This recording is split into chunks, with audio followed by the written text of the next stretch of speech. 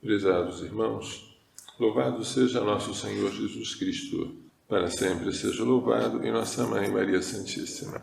Hoje celebramos o domingo da Ascensão do Senhor. No Brasil, é o 7º domingo da Páscoa, transferido da quinta-feira. A quinta-feira seria exatamente o 40º dia após a ressurreição, mas resolveu-se transferir para o domingo seguinte. Na primeira leitura, São Lucas, autor dos Atos dos Apóstolos, descreve como foi a ascensão do Senhor. Jesus apareceu durante 40 dias, falando com eles sobre o reino de Deus. Durante uma refeição, deu esta instrução: não vos afasteis de Jerusalém, até que se realize a promessa do Pai. Qual é a promessa do Pai? João batizou com água, vós, porém, sereis batizados com o Espírito Santo dentro de poucos dias. Batizar é mergulhar. João mergulhou na água, vós sereis mergulhados no Espírito Santo. Os que estavam reunidos perguntaram a Jesus: Senhor, é agora que vais restaurar o reino em Israel? Eles haviam ficado escandalizados com a cruz. Ficaram consolados com a ressurreição, mas ainda não entendiam. Morreu, ressuscitou, está na hora agora de reinar, de sentar-se sobre o trono de Davi, de expulsar os romanos, de exercer a sua realeza política, assim eles pensavam, porque ainda tinham o coração obscurecido. Jesus respondeu: não cabe a vós saber os tempos e os momentos que o Pai determinou com a sua própria autoridade, mas recebereis uma força, a força do Espírito Santo, e sereis minhas testemunhas em Jerusalém, onde estais, em toda a Judéia, a Samaria e até aos confins do mundo. Quando ele disse isso, começou a elevar-se ao céu, e uma nuvem o cobriu. Esta nuvem aparece nas manifestações de Deus, nas teofanias. A nuvem enchia o santuário. Esta nuvem luminosa era chamada de glória. Uma nuvem cobriu Jesus quando ele foi elevado aos céus. Mas os apóstolos continuavam olhando para cima. 2 homens vestidos de brancos, que eram anjos, desceram e disseram: homens da Galileia, por que ficais aí parados olhando para o céu? Esse Jesus que vos foi levado para o céu virá, voltará, do mesmo modo como vistes partir para o céu. Os anjos exortam os apóstolos a não ficarem parados, mas a prepararem a vinda do Senhor. Ele virá. Antes da vinda dele, é preciso preparar-se para a vinda do Espírito Santo dentro de poucos dias.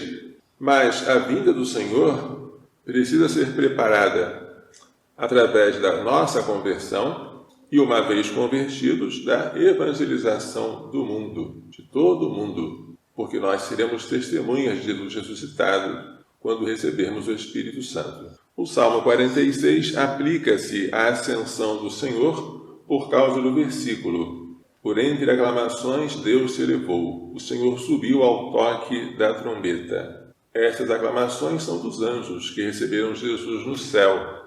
A segunda leitura, tirada da carta aos Efésios, contém uma oração. São Paulo pede, ora ao Pai, a quem pertence toda a glória, que dê aos destinatários daquela carta um espírito de sabedoria, que faça com que os efésios conheçam o quê?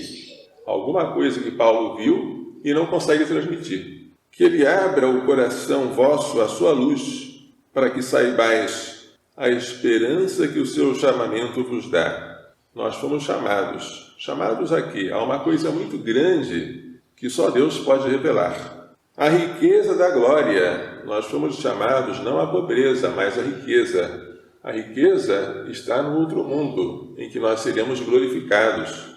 Como descrever a riqueza da glória? Só o Pai pode descrever. A riqueza da glória está na vossa herança com os santos. Que herança é esta? Nós somos herdeiros do céu. Mas como entender isso se o Pai não nos der um espírito de sabedoria? O Pai reservou tudo isto para nós porque Ele é poderoso. E Ele provou esse seu imenso poder ao ressuscitar Jesus Cristo dentre os mortos. e ao fazê-lo sentar-se acima de tudo o que há no céu e na terra. Agora, todas as criaturas devem adorá-lo, como adoram o Pai. Deus, Pai, fez dele, seu Filho, a cabeça da Igreja, que é o seu corpo. A Igreja é a plenitude daquele que possui a plenitude universal. A Igreja encerra todo o povo por ele redimido. A Igreja não tem limites, a não ser os limites que nós pusermos por nossa má vontade. Tudo isso Deus fez porque Ele é misericordioso e porque Ele é poderoso. E São Paulo pede ao Pai que nos faça conhecer o que ele, Paulo, já conheceu sobre isso. O Evangelho traz hoje, segundo São Mateus, as últimas instruções de Jesus aqui nesta terra. Os discípulos foram para o monte que Jesus tinha indicado, e então Jesus falou: todo o poder me foi dado no céu e na terra. Como Deus, Jesus sempre teve este poder, mas agora ele tem poder também como homem. A natureza humana, pela qual ele é semelhante a nós, é enchida de um poder supremo. Todo o poder me foi dado no céu e na terra. Como homem, também os anjos devem adorá-lo. E esse foi o grande problema de Lúcifer, que achou humilhante demais ter que adorar a Deus na forma humana. Todo o poder me foi dado no céu e na terra. Se ele é poderoso, ele pode agora transmitir poder. Ide, ensinai a todos os povos, fazei que todos os povos sejam meus discípulos. É a primeira missão da Igreja, pregar. Batizando-os em nome do Pai e do Filho e do Espírito Santo. É a segunda missão da Igreja, santificar. Nós santificamos aqueles que, pela pregação, acolheram a fé. Aí eles recebem o batismo, e com o batismo o perdão dos pecados, e a graça santificante, e a filiação divina, e a herança eterna. Ensinai-os a observar tudo o que vos ordenei. Depois de fazer discípulos, é preciso não deixá-los abandonados. É preciso fazê-los observar o que foi ordenado. Esta é a missão pastoral, é a missão de governar da Igreja.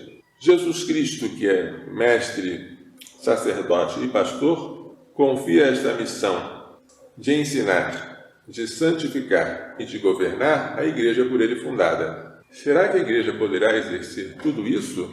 Jesus responde: sim, e eu estarei convosco todos os dias até o fim do mundo. A Igreja, na verdade, será um prolongamento do mistério da encarnação. Jesus presente no céu estará também presente na Igreja. Pela Igreja, Jesus não deixará de governar, de ensinar, de santificar, de modo que perseguir a Igreja é perseguir Cristo.